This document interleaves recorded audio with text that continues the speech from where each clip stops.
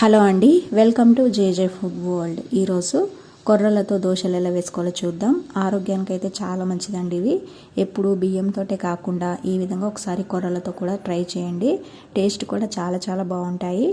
ఇప్పుడు వీటిని ఎలా తయారు చేసుకోవాలో చూద్దాం.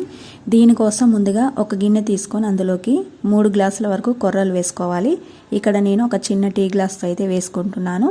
మీకు ఇంకా ఎక్కువ కావాలనుకుంటే ఒక పెద్ద గ్లాస్ తీసుకొని వేసుకోండి, లేదంటే ఏదైనా ఒక కప్పు తీసుకోండి.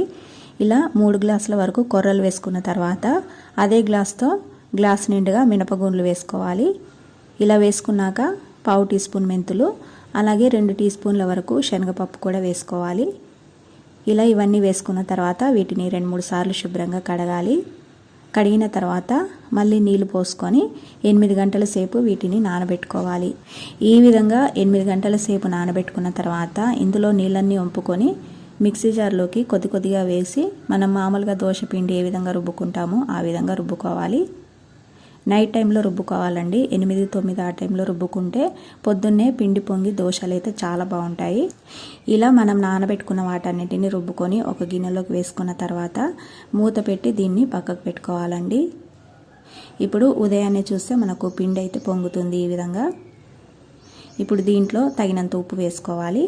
ఉప్పు వేసుకున్నాక ఒకసారి బాగా కలపాలి. ఇలా కలుపుకున్నాక ఇప్పుడు స్టవ్ పైన దోశ పెంక పెట్టుకొని బాగా వేడి చేసుకోవాలి. వేడి చేసుకున్న తర్వాత స్టవ్ని సిమ్లో పెట్టి 2-3 చుక్కల ఆయిల్ వేసి సగం కట్ చేసుకున్న ఉల్లిపాయతో ఈ విధంగా రుద్దుకుంటే దోశలు అయితే చాలా బాగా వస్తాయండి, పెంకకు అంటుకోకుండా. ఇలా రుద్దుకున్న తర్వాత ఇప్పుడు దీనిపైన దోశ వేసుకోవాలి. దోశ వేసుకొని ఈ విధంగా వెడల్పుగా అనుకున్నాక దోశ పైన మనకు నచ్చినవి అయితే వేసుకోవచ్చు. ఇక్కడ నేను క్యారెట్ తురుము అలాగే కొంచెం ఉల్లిపాయ ముక్కలు అయితే వేసుకుంటున్నాను. మీకు నచ్చితే కొన్ని పచ్చిమిర్చి ముక్కలు కూడా వేసుకోవచ్చు.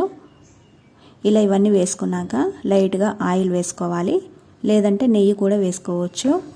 ఇలా ఇవన్నీ వేసుకున్నాక హై ఫ్లేమ్లో పెట్టి దోశని మంచి కలర్ వచ్చే వరకు అయితే కాల్చుకోవాలి.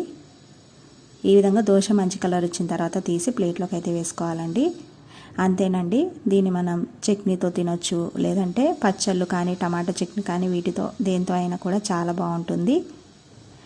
చూసారు కదండి కొర్రలతో దోశలు ఎలా తయారు చేసుకున్నామో. హెల్దీ కూడా. తప్పకుండా మీరు ట్రై చేయండి, చాలా చాలా బాగుంటాయి. ఈ రెసిపీ మీకు నచ్చితే లైక్ చేసి షేర్ చేయండి. అలాగే నా ఛానల్ను సబ్స్క్రైబ్ చేసుకోండి. Thanks for watching.